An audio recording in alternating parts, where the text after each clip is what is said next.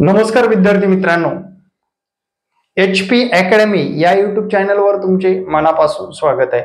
आजच्या या व्हिडिओमध्ये पोलीस भरतीमध्ये अवघड जाणारा विषय ग्राउंड, त्यानंतर लेखी परीक्षा।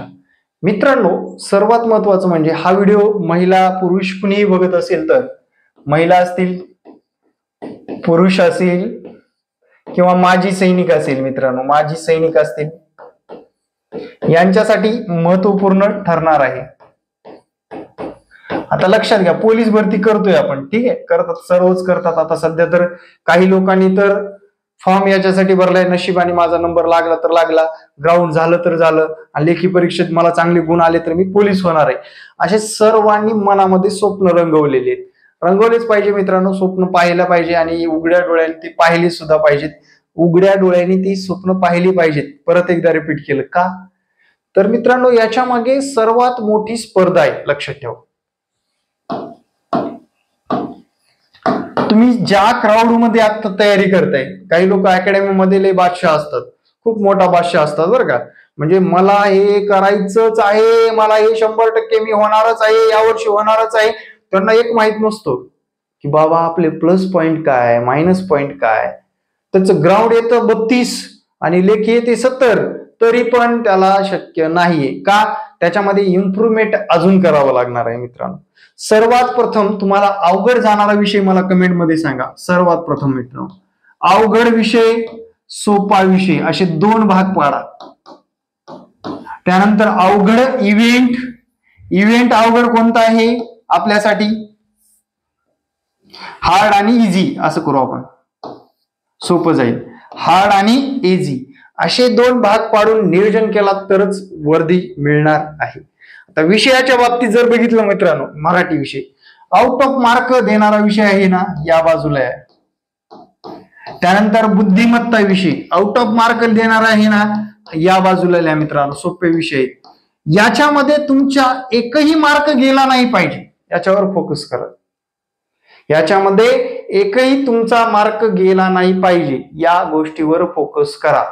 आणि आता राहतो विषय, 90% लोकांना हा विषय अवघड जातो। तुम्हाला कोणता जातो मला कमेंट मध्ये सांगा, कोणता जातो तो कमेंट मध्ये सांगा। या विषयाची तयारी कशी करायची ते सांगतो आता। सर्वात मित्रांनो तुम्हाला आता परीक्षेला साधारण 2 ते 3 महिने आहेत। 3 महिन्यामध्ये एक गोष्ट करायची, रोज एक पेपर चाळायचा। काय करायचं, रोज, या विषयासाठी सांगतोय, बाकीच्या विषयाचं नाही सांगत मी। अंकगणित विषयासाठी रोज एक मागचा पेपर चाळायचा। 2019-21चा चाळला तरी चालेल। चाळताना एक गोष्ट लक्षात ठेवायची, निरीक्षण करायचं, जे प्रश्न सुटतात ते जागेवर सोडवून टाकायचे, आणि जे आपलं सुटत नाही ते टॉपिक अगोदर करायचे। टॉपिकचा फरशा पाडताना त्याचे टाईप 1 2 3 4, आता हे 4 टाईप मध्ये प्रश्न विचारलेत ना, चारही टाईप परफेक्ट करायचं, चारही टाईप परफेक्ट करायचं, लक्षात घ्या। चारही टाईप काय करायचं, आपल्याला परफेक्ट करायचंय, तरच मित्रांनो हा टॉपिक आपल्याला सोपा जाणार आहे। टाईप वाईज आपला अभ्यास पूर्ण झाला पाहिजे, लक्षात आलं। आता हे झाले 75 गुणाचा विषय मित्रांनो, लक्षात ठेवा।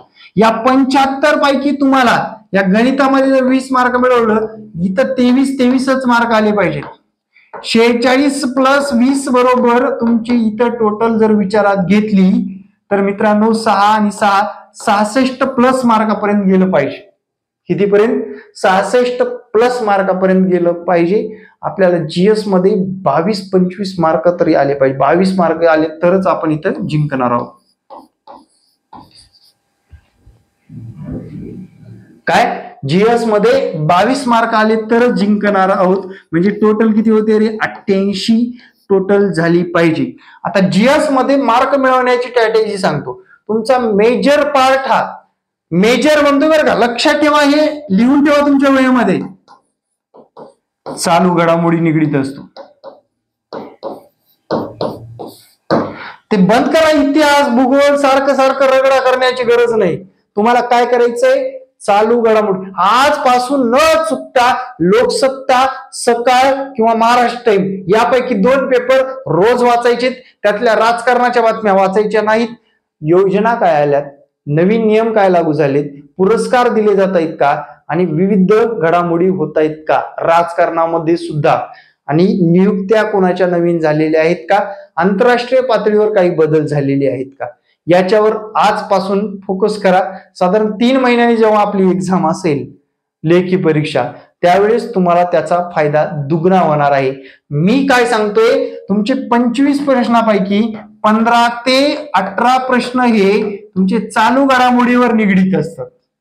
त्याच्यामध्ये अजून एक भर पाडायचे, तुम्ही ज्या जिल्ह्यामध्ये फॉर्म भरलेला आहात, कुणी रायगडला भरले, रत्नागिरीला भरले, औरंगाबादला संभाजीनगरला भरले, धाराशिवला भरले, मुंबईला भरले, पुण्याला भरले, नाशिकला भरले, नागपूरला भरले, त्या जिल्ह्याचं जिल्हा विशेष वाचा मित्रांनो. त्याच्यातून तुम्हाला साधारण 4 ते 5 प्रश्न जिल्हा विशेषवर विचारले जातातच. मागची पेपर काढून बघा, तुम्हाला ते लक्षात येईलच. त्यानंतर अजून एक पुस्तक सांगतो, विद्याभारती प्रकाशनचं छोटं बुक आहे, 60 रुपयाचं, 60च रुपयाचं आहे. ते लवकरात लवकर बाजारात जा आणि तेवढं विद्याभारतीचं पुस्तक वाचा. त्यातले 5 ते 6 क्वेश्चन मागच्या क्वेश्चन पेपर मध्ये आलेत का नाही एकदा न्याहाळून पहा. काय काय सांगितलंय, चालू घडामोडी न्यूज पेपर वाचा. त्याला जर शक्य नसेल त्यांनी लक्षवेध वाचा मित्रांनो, बळीराम हावळे सरांचं लक्षवेध वाचा आणि विद्याभारती प्रकाशन वाचा. तुमचे मार्क ग्रोथ होणारच जीएस मध्ये, आणि जीएस मध्ये चांगले गुण जो घेतो तो खऱ्या अर्थाने पास होण्याच्या दृष्टीने काम करतो. तुमचा गेम चेंजर विषय जीएस आहे, लक्षात ठेवा. आता ग्राउंडच्या बाबतीमध्ये क्वालिफाय होण्यासाठी महिलांना 35 मार्कापर्यंत पोहोचायचं. महिला कितीपर्यंत पोहोचायचे, तुम्हाला ग्राउंड पासून लेखीपर्यंत जायचंय ना, सिलेक्शन व्हायचंय ना, आपलं किमान 35 ग्राउंड असलं पाहिजे. त्यापेक्षा जास्त मार्क घ्या किंवा आउट ऑफ मार्क घ्या. किती पडले पाहिजे आपल्याला, 35 गुण पडले पाहिजे. ग्राउंडची स्ट्रॅटेजी, आता थोडीशी जाड महिला आहे, हाईट आहे, गोळा आउट ऑफ करण्याकडे लक्ष द्या. गोळा आउट ऑफ करण्याकडे महिलांचं सांगतो सुरुवातीला, पुन्हा पुरुषांचं सांगतो. गोळा काय करा, आउट ऑफ करा. 15 गुण आले आपले गोळ्याचे. 100 मीटर 14 सेकंदामध्ये पडायचं असतं, त्याला सुद्धा 12 मार्कापर्यंत आपल्याला गुण आले पाहिजेत. या दृष्टीने पाऊल टाका. आता पुढे काय सांगतोय बघा, तुम्हाला याच्यामध्ये काय करायचंय, फक्त 1600 मीटरला 12 मार्कापर्यंत, 800 मीटर, महिला आहेत ना, 800 मीटरला फक्त 12 मार्क मिळवायचे. किती पैकी, 20 पैकी. बघा बरं टोटल किती होते, 24 आणि 15. 24 आणि 15 म्हटलं तर तुम्ही 39 मार्कापर्यंत आरामशीर पोहोचू शकताय. मी तुम्हाला काय सांगतोय, तुमचं टार्गेट 35 प्लस कितीही मार्क घ्या.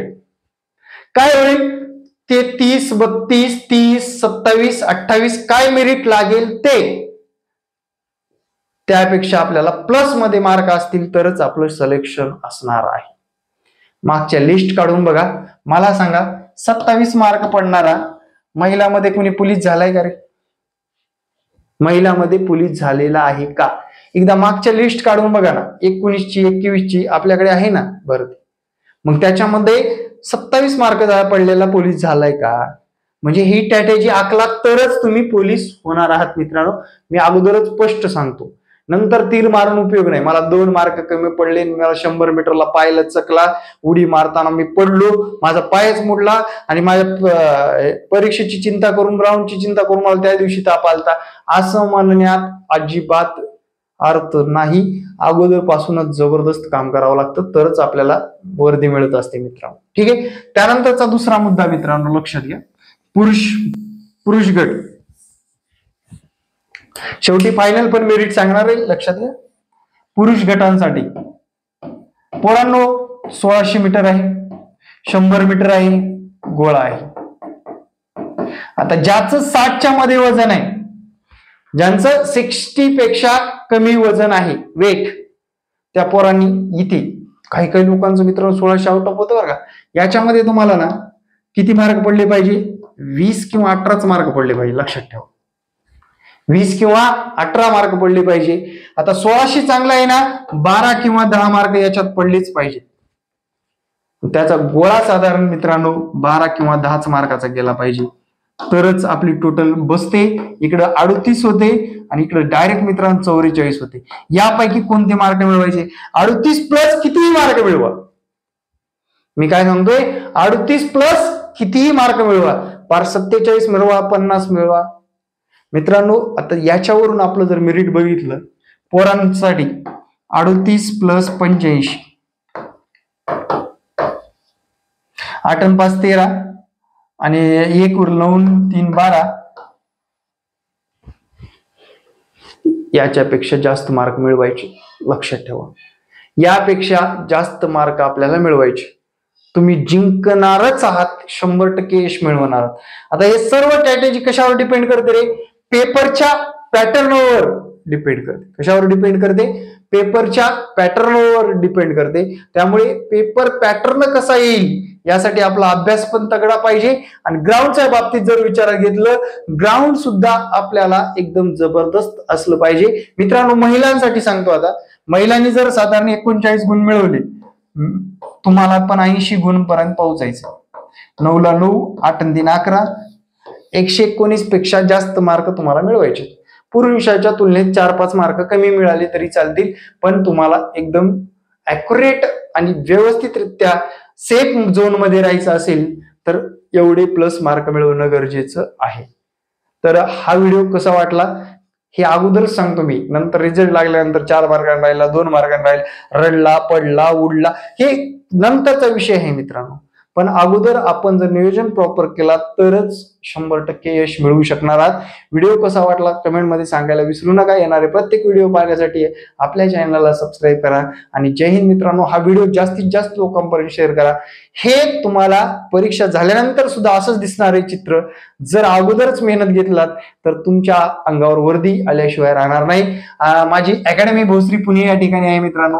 9665484048. ज्या विद्यार्थ्यांना भोसरी पुणे यायला शक्य आहे, वर्दी घालूनच पाठवणार. फक्त तुम्ही रेग्युलर हजर राहिलं पाहिजे, वेळोवेळी सांगितलेल्या गोष्टी केल्या पाहिजेत, तरच आगामी काळामध्ये तुमचा रिझल्ट आणल्याशिवाय राहायला कुठलीच हरकत नाही. 100% रिझल्ट काढून देणारे अकॅडमी लोकराज्य अकॅडमी भोसरी पुणे हा संपर्क क्रमांक आहे. या संपर्क क्रमांकावर संपर्क साधावा. Thank you very much. जय हिंद मित्रांनो, भेटू नेक्स्ट व्हिडिओ मध्ये. जय हिंद, जय महाराष्ट्र. धन्यवाद.